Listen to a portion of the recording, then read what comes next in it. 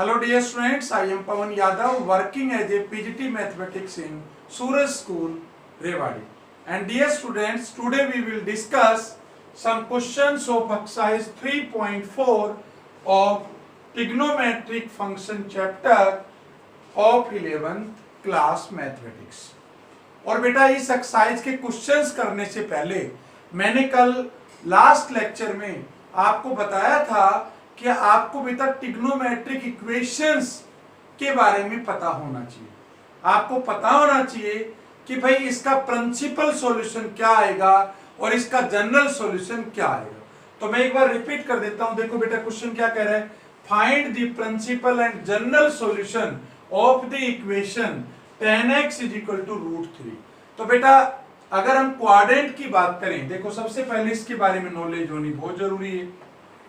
क्या कि जो फर्स्ट क्वाड्रेंट है इसमें तो सारे टी रेशियोज क्या होते हैं, positive. Sine B, cos B, tan theta B, cot theta B, secant theta B और cosecant theta B, all T ratios are positive. और बेटा सेकंड क्वाड्रेंट में क्या होता है, सेकंड के अंदर साइन थीटा और दूसरा क्या है बताओ, कोसिकेंड थीटा, ये तो पॉजिटिव है और बाकी सब क्या होंगे, नेगेटिव होंगे। थर्ड में टेन थीटा और कोट थीटा ये पॉजिटिव होंगे, बाकी सब नेगेटिव। और फोर्थ में कोस थीटा और सीकेंड थीटा पॉजिटिव होंगे, बाकी सब नेगेटिव। तो एक बार बेटा मैं रिपीट कर दूं, प्रिंसिपल सॉल्यूशन क्या होता है बेटा, मैंने कहा था ऐसा सॉल्यूशन जो 0 और 2 पाई के बीच में हो। किस किस के बीच में हो, बिटवीन 0 एंड 2 पाई, तो उसको हम क्या बोलेंगे, प्रिंसिपल सॉल्यूशन। Principal solution. और बेटा जनरल सॉल्यूशन क्या बताया था, जनरल सॉल्यूशन मैंने बताया था कि जनरल सॉल्यूशन वो सारे सॉल्यूशंस होंगे जितने भी बन सकते हैं। मतलब 0 से 2 पाई के बीच में नहीं, 2 पाई के बाद 3 पाई, 4 पाई, 5 पाई, 6 पाई, 7 पाई, 8 पाई, तो ऐसे जब चलता रहेगा तो आपके सॉल्यूशंस भी बढ़ते रहेंगे। ठीक है। अभी एक स्टूडेंट ने कमेंट डाला था लास्ट लेक्चर में, साहिल ने, कि सर फिर हम जनरल सॉल्यूशन में कितने आंसर निकाल के दिखाएंगे। बेटा मैं अभी आपको इस क्वेश्चन का आंसर दूंगा कि हम एक्चुअल में कितने आंसर्स निकाल के दिखाएंगे। एक ही लाइन में सारे आंसर आ जाएंगे, आपको सारे निकालने की जरूरत नहीं है, क्योंकि सारे हम निकाल के दिखा भी नहीं सकते। तो देखिए मैं आपके क्वेश्चन का आंसर दूंगा। देखो बेटा सबसे पहले बात करते हैं tan x = √3। तो बताओ प्रिंसिपल सॉल्यूशन क्या होगा, बताइए। तो देखो प्रिंसिपल सॉल्यूशन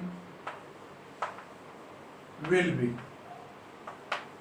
आप देखो बेटा हमें 0 से 2 पाई के बीच में चाहिए और हमारी वैल्यू tan x की है पॉजिटिव √3। तो बताइए tan पॉजिटिव कहां कहां होता है, एक तो फर्स्ट क्वाड्रेंट में पॉजिटिव होता है।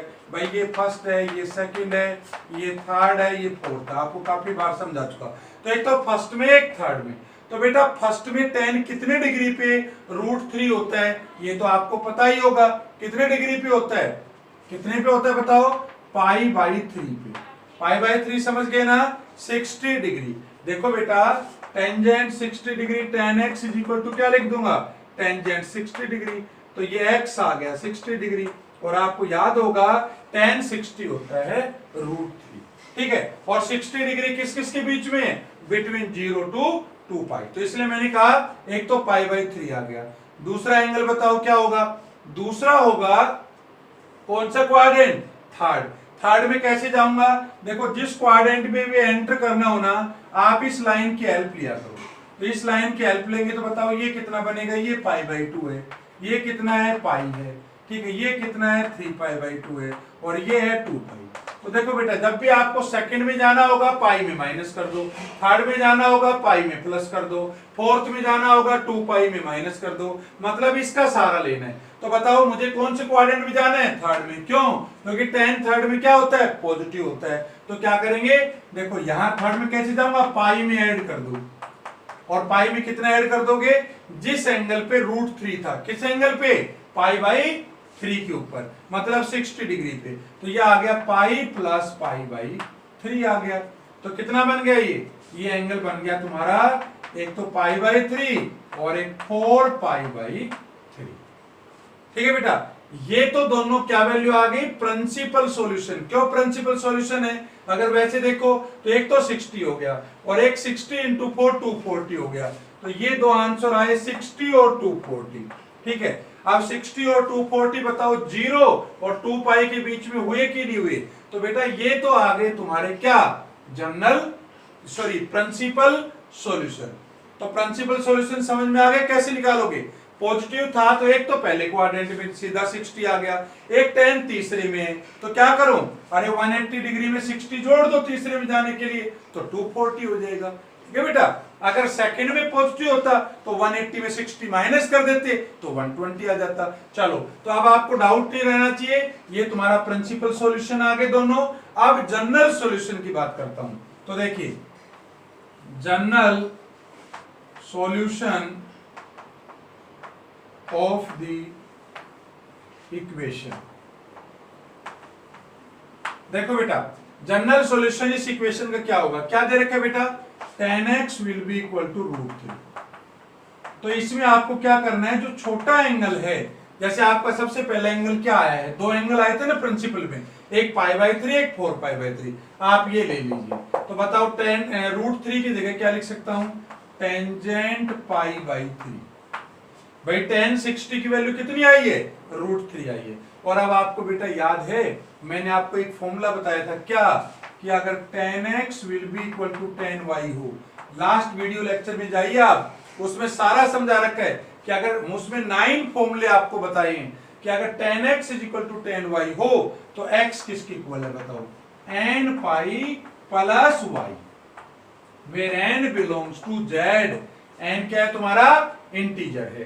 तो देखो बेटा यहां क्या आ जाएगा, x will be equal to n pi, तो n pi लिख लीजिए, प्लस y की वैल्यू कितनी है बताओ, π/3, π/3 आ गया, और where n belongs to z। तो बेटा ये तुम्हारा आ गया इसका जनरल सॉल्यूशन। तो मैं साहिल को ये बताना चाहता हूं कि बेटा आपको अब सारे निकालना नहीं है भाई, जैसे n क्या है, z का मतलब इंटीजर, तो इंटीजर क्या पुट करोगे भाई, 1 0 रखोगे, 1 रखोगे, देखो 0 रखोगे तो π/3 आ जाएगा, 1 रखोगे तो कितना आएगा, पाई प्लस π/3 4π/3, अरे वही तो दोनों आ गए। और क्या रखोगे, 2 रखोगे तो कितना आ जाएगा, 2 पाई प्लस π/3 7π/3, 3 रखोगे 3 पाई प्लस π/3 10π/3। अब ये कोई सीमा थोड़ी है, नेगेटिव में भी तो रख सकते हो इंटीजर में, तो हमें कुछ भी निकालने की जरूरत नहीं है, हम तो बस इतना लिख देंगे कि भाई x is equal to n pi plus में जो भी y की वैल्यू है वो लिख दी, और बस आप लिख देना n बिलोंग्स टू z। तो ये तो हो गया बेटा तुम्हारा जनरल सॉल्यूशन, और 0 और 2 पाई के बीच में जो आंसर आए वो तुम्हारे हो जाएगा principal solution. Note down this question.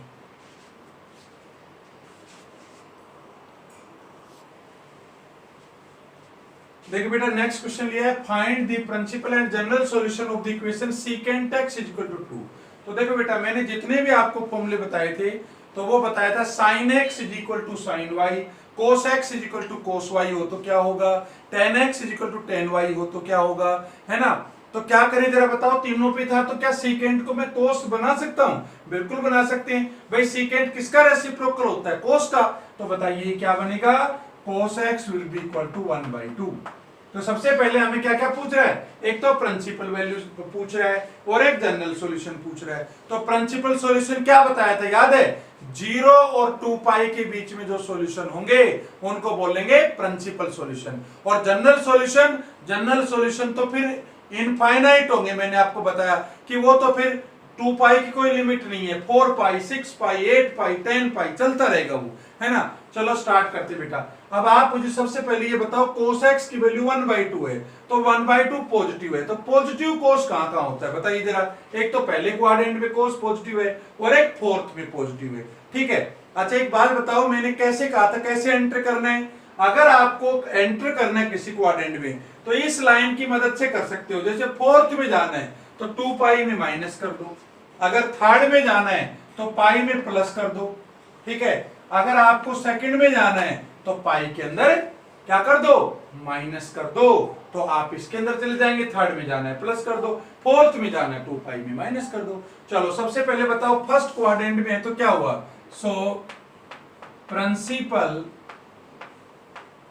Principal solution of equation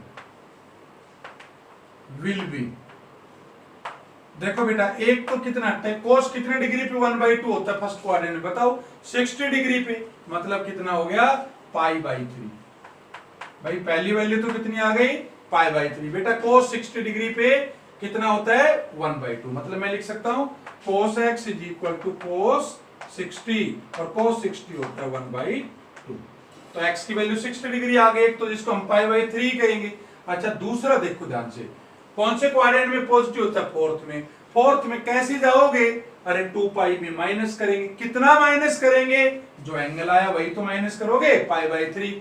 क्यों फोर्थ में जा रहे हैं, अरे क्योंकि फोर्थ क्वाड्रेंट में कोस क्या होता है, पॉजिटिव होता है, तो इसलिए मैं लिख रहा हूं 2 पाई माइनस π/3। जो एंगल आया वही, फर्स्ट क्वाड्रेंट में जो एंगल आया वही माइनस कर दो, तो बेटा ये कितना आ गया, तुम्हारे फाइनल एंगल आ गए π/3 और ये आ गया तुम्हारा 5π/3। आप चाहो तो चाहे इसकी वैल्यू निकाल सकते हो, 5π/3 कितना हुआ, π/3 60 हुआ, 60 इंटू 5 कितना हुआ 300, cos 300 निकाल लो, निकालना चाहो तो, अरे cos 360 माइनस 60, 360 पे चेंज होगा नहीं होगा, cos का cos 60 का 60, तो वैल्यू तुम्हारी आ गई 1/2। तो हमें 1/2 ही तो चाहिए थी। अच्छा ये दोनों एंगल किस किस के बीच में है, बिटवीन 0 to 2 पाई, इसलिए हम इसको कहेंगे प्रिंसिपल वैल्यू सॉल्यूशन।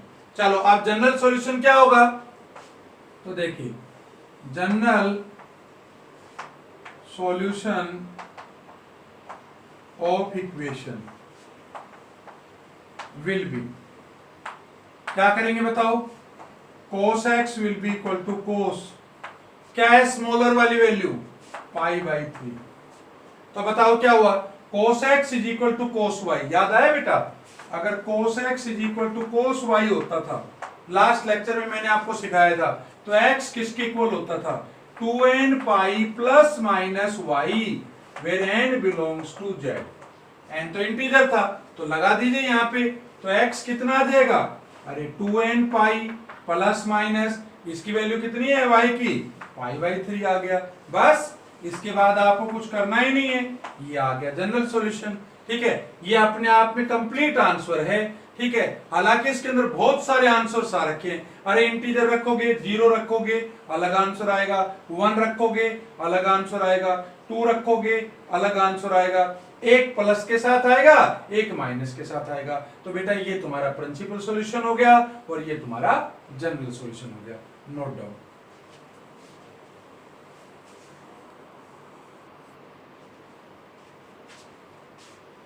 देखिए बेटा नेक्स्ट क्वेश्चन की बात करते हैं, find the principal and general solution, ये आपका थर्ड क्वेश्चन है बेटा, ये भी सेम है, of the equation cot x is equal to -√3। तो बेटा आपको ये पता लगाना पड़ेगा सबसे पहले कि कोट नेगेटिव कहां कहां होता है, बताओ कोट कहां कहां नेगेटिव होता है, एक तो बेटा सेकंड में नेगेटिव होता है और एक कहां नेगेटिव होता है, फोर्थ में नेगेटिव होता है। तो सेकंड में कैसे जाऊंगा, अरे पाई में माइनस करूंगा, फोर्थ में कैसे जाऊंगा, 2 पाई में माइनस करूंगा। ठीक है, अच्छा पहले ये पता लगाओ कि कोट कितने डिग्री पे √3 होता है, बताइए जरा, तो cot x is equal to minus cot, बताओ कितने डिग्री पे, π/6।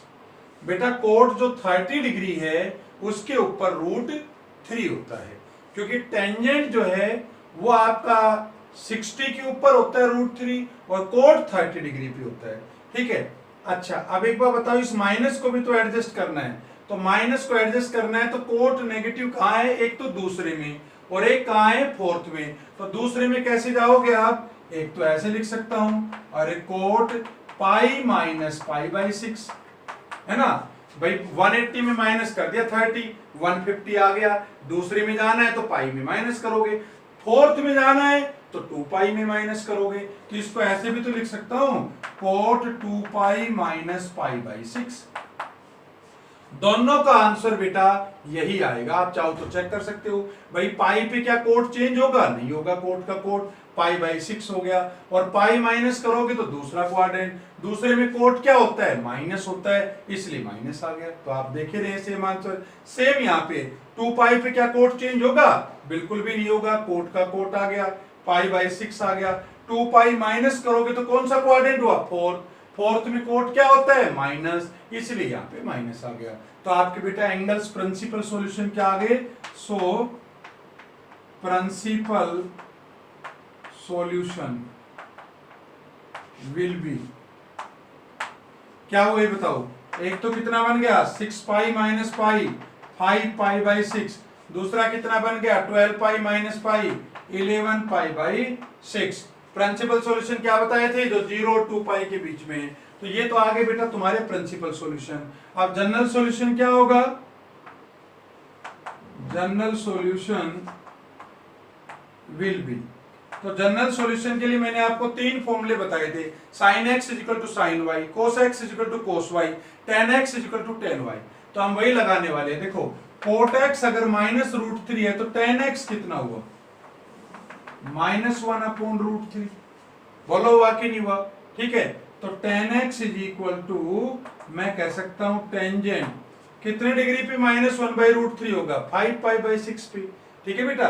तो ये आ गया आपके पास टेंजेंट 5 पाई बाई 6, मतलब टेंजेंट 150 डिग्री। चाहो तो आप निकाल के देख सकते हो, टेंजेंट 150 कितना हुआ, टेंजेंट 180 माइनस 30, tan चेंज होगा नहीं 180 पे, tan का tan 30 का 30, और 180 माइनस करूंगा तो दूसरा क्वाड्रेंट, दूसरे में tan क्या होता है माइनस, तो इसका आंसर आएगा -1/√3। तो बेटा यही तो हमने लिखा था, ठीक है।